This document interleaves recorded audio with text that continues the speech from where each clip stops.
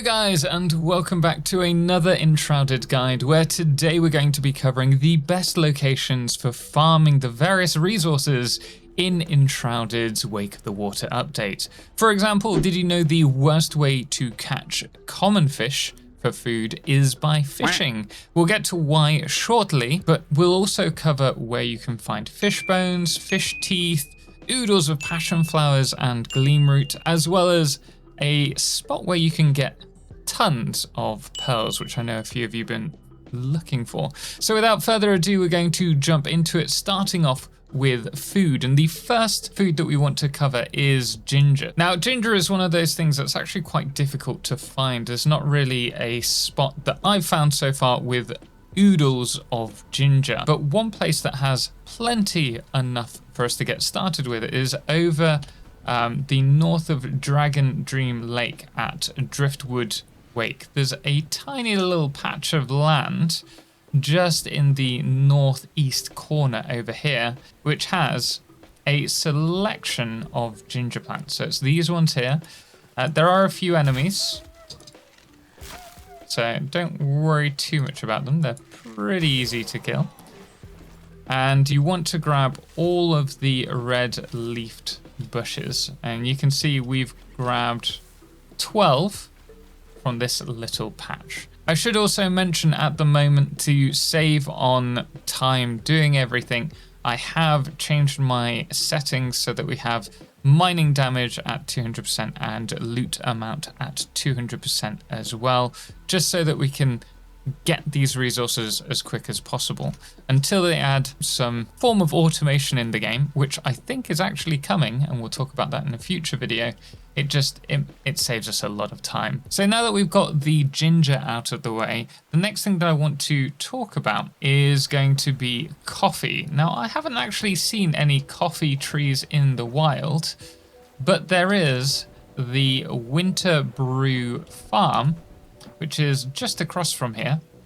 And then this farm, as you can see, we've got the coffee cherries just here available for us. And the great thing about these is once you've harvested them, you can actually chop the trees down and they'll give you even more coffee beans, or coffee cherries at this stage. So we've now grabbed over 100 coffee beans. The next thing that we want to cover is algae and algae buds.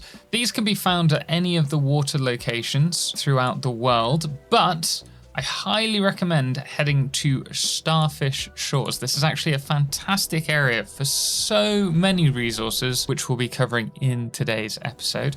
But we're going to start off with algae, and you can see under here we have all of these, and we can just harvest them and go all the way around the lake grabbing these, because there's an absolute ton available. So the next thing that we're looking for is going to be coconuts, bananas and plantains, and subsequently, whilst we're looking for them, we're also going to grab tropical wood, bamboo and palm wood. And so with this update, you can find, as you can see, all of the resources throughout the forests. It's quite abundant. However, they tend to be spread far and thin. However, if we head over to the west of Starfish Shores, we have this bamboo forest, which is filled with bamboo. So if you're wanting bamboo, you can just grab it from here. But more importantly, as you travel through to this opening here, we have an absolute ton of resources. So for example, over here we have our coconut trees. There's 2 here. And I should mention, though there's 2 directly here, there's actually a lot more. I've found at least 6 in this area, and I haven't been looking that hard. But there's also an absolute metric ton of plantains, as you can see here, and also banana trees.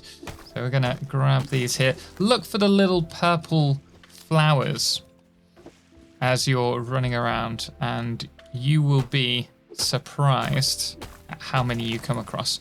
And obviously, while we're doing this, we're also getting the palm wood There's another banana tree or plantain tree over here. I think the banana trees are slightly shorter, but they look pretty much identical. Oh, what do you know? Another one. And here's another coconut tree. Ooh, and a lizard. That took me by surprise. And you can see on the map, I just ran around this little section and found all of these. Goodness me, there's a lot of lizards today. And if you're looking for tropical wood, all you need to do is go for these big trees that have the vines on them.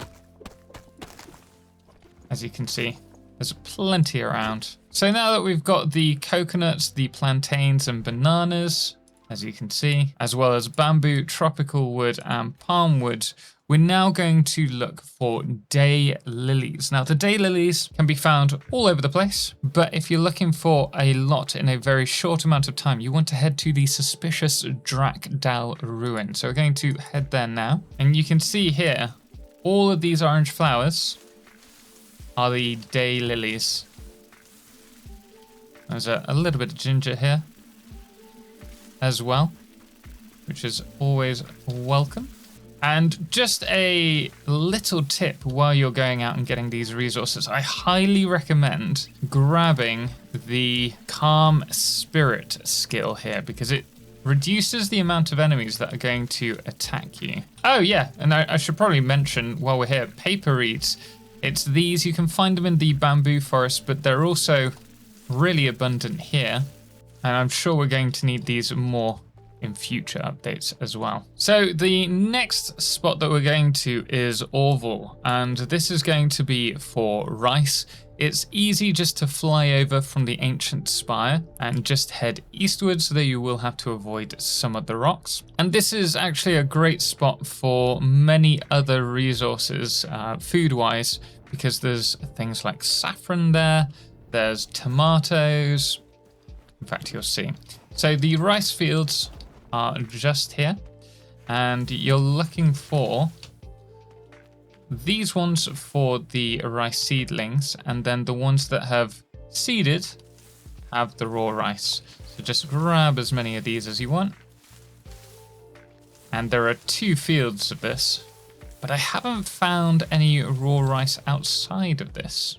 And of course, behind it, we also have more ginger, saffron, there's corn, the sugarcane, tomatoes, strawberries, corn. In fact, this is just in general a good place to have a little outpost if you're looking to set one up. Because you also have a working water wheel, although I would love to know, if anyone knows already, if you open this, whether it counts as force for your particular base. I might have to try that at another stage. When it comes to getting common fish in this game, you're probably first thinking the best way of getting it is to go to a fishing, a lake and to fish. Firstly, this is not how you should be fishing, although I'll take that. If you're wanting to fish, I have a guide that actually breaks down how to get rarer fish and the best spots to go, because fishing in an open lake like this is not going to help you in the slightest.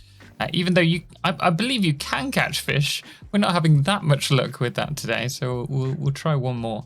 But if you want the common fish, it is actually much quicker to go swimming and looking for schools of fish than it is to actually fish. As you can see, this has taken us a while to get a fish to hook on, and then we have to do this little mini game in order to grab a fish. However, and it helps if you have the diving helmet, if we swim down now into this particular lake, which is Lake Heartblood, you'll be able to find schools of fish, such as over here, and you can just grab them out of the water. And this, as you can see, is much quicker, providing you don't grab the hooks. It's much quicker to grab the fish this way than it is to try fishing. And if you're looking for the rarer fish, I do highly recommend checking out my fishing guide, because we actually break down what everyone is doing wrong in the game when it comes to fishing at the moment. But anyway, now that we've got our fish out of the way, let's talk about Taro Root. Now, you can find Taro Root again throughout the wild. I have yet to find a spot that is particularly good for Taro Root other than here at Gold Rock Saddle. So we're going to just run up here, and just over this hill there is a little farm which has some daylilies, should you wish, and also 6 even, Taro Root to get you started. And also, whilst we're here, if you're looking for fish cutlets, don't pay the fisherman to cut up fish for you. Just go into this little pond here and you can find a ton of smaller fish which you can just grab for free cutlets. Now at this point we are going to start looking for Gleam Root and Passionflower. These can only be found at night, so we're going to wait for nightfall and then we will continue this. And by the way, if you know of some better spots for farming these various resources, please let me know in the comments below. I'd love to know them, though I've been exploring for the past 40 hours in-game trying to find everything. I don't know everything, so that would be helpful to me too, and also anyone who jumps down in the comment section to have a look. So, nighttime has started, though it's not that dark yet. We can already see some of the Gleam Root that has come out. It's just in front of us. I haven't actually marked these off. So this is at the Lake Heartblood. This isn't the best spot, but we're going to grab them anyway because there are a couple down here available for us to grab. And there's also a couple more just the opposite side of Gold Saddle Rock. So if we're looking at the town there, just over on that shore, you can find a couple more.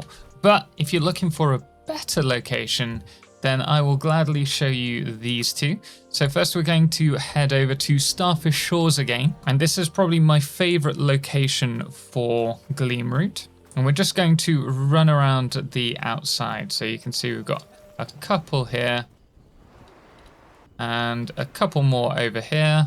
And whilst we're here, this has also got some passion flowers, which are these, though this isn't the best location for them.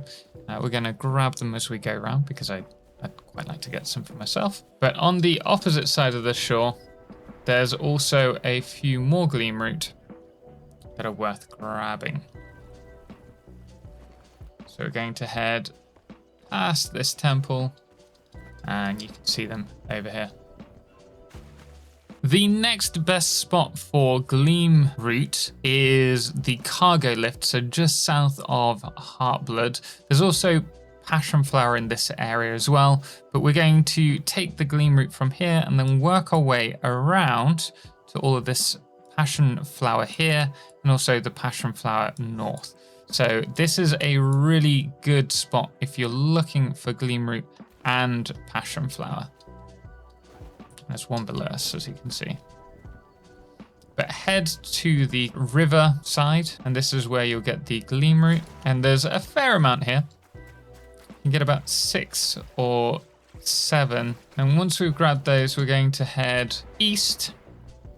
And we'll just follow up into the forest here.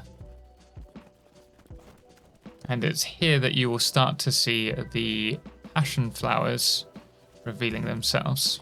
So we've worked our way from the riverside, and now having had the shroud on our right hand side, we've made it to this little, I guess, valley, and it's here that you want to look for the passion flowers. But we're just going to continue running along here and grabbing these. We need to make sure we're going the right way. Now we've got to this shrouded section here. At this point we want to head north over all of this and then down into this section, which is another forest area where you can find a load more passion flowers. Oh, and that is the first coffee tree that I've found outside of the plantation.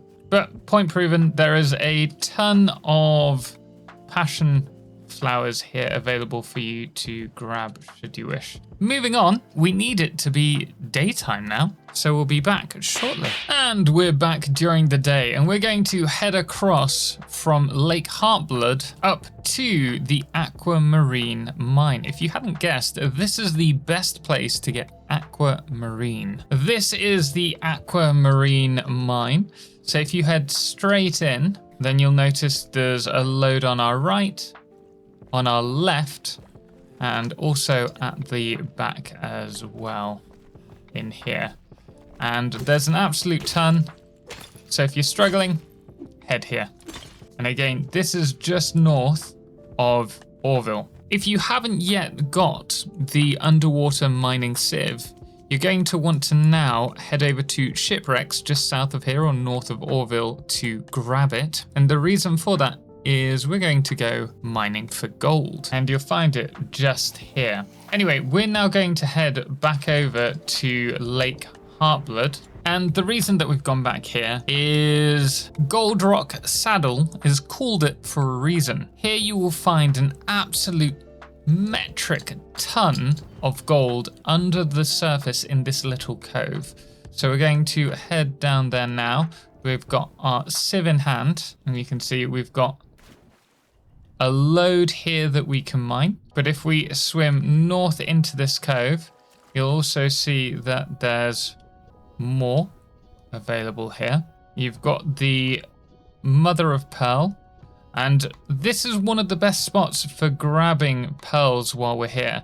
You want to find these little clams, and as you can see, there are 5 of these clams here, but this isn't the best spot for pearls, so we'll get over to that shortly. You can see there's some more gold over here, which is just a little bit further south. So there is more than enough gold for you in this area, should you need it. However, what if you need gold coins? Well, your best bet is to fly southeast of the ancient spire to this ruin, and then we're going to swim under the surface into it. And as you can see, that always gets me. There is gold here that we can grab, but the moment we open this, it's going to cause water to flood in. But you can go down and hit the buttons beforehand. There's all 3 of them down here in a little loop. You can either go that side or this side down to get them. But once you've got them, this opens up, and then in here, there'll be a Drac Berserker, and then all of this gold here that you can grab for yourself. And of course, there's also a gold chest.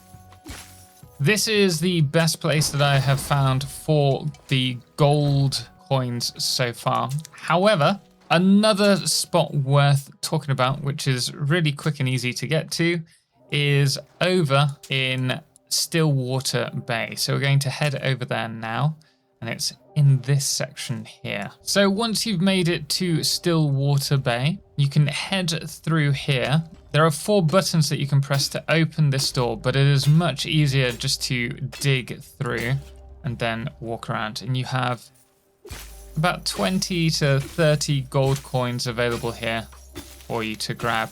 This is also, funnily enough, the location for the red carpet block. And then behind here is a legendary golden chest, which we talk about in my ultimate loot run video, which I'll link in the description below in case you're interested in that farming run too. Finally, we're down to fish bones and fish teeth. Now, both of those can be produced from the epic fish that you find when fishing, as explained in the fishing guide. Again, do check that out. But another way in which you can find fish bones and fish teeth, once you've cleared out, is by heading to any Drac camp and breaking down any of the containers that they have. As you see here, that is a set of fish teeth that we want. Funnily enough, There's normally more fish bones, but we're not doing that well on them today. Ah, there's some fish bones. We're just going to smash all of the crates that we can find. And then obviously these can be ground up into Piscine Ivory. But there we are, guys. I hope that's helped you find all of the resources. Oh wait, we forgot pearls. Goodness me. Right, so pearls, you want to head over to Starfish Shores. Each of these pink custom markers are pearls, and you can find them if we fly down really quickly. Just look for Mother of Pearl, like here, and you can see that there are various clams available. Also, I should mention the next best thing for collecting pearls and also gold is to kill Drac, as that's one of the things that they can drop. Now we're going to keep on swimming around, hugging the left of the shoreline. And you can see we've got some more Mother of Pearl here, as well as another clam. So this particular spot is really good for grabbing those pearls, as you can see. And despite us not collecting any of the pearls from any of the Drac that we've killed, you can see that if we go to our inventory, we've managed to get 32 from 2 particular spots, which isn't bad going. But guys, I hope you've enjoyed this video. If you're interested in seeing me do a riverside village build, then we're going to be looking at doing that in the next few videos. So do make sure to subscribe for that. Again, if you have any questions, comments, let me know below, and we'll see you in the next one. But until then, as always, ciao for now.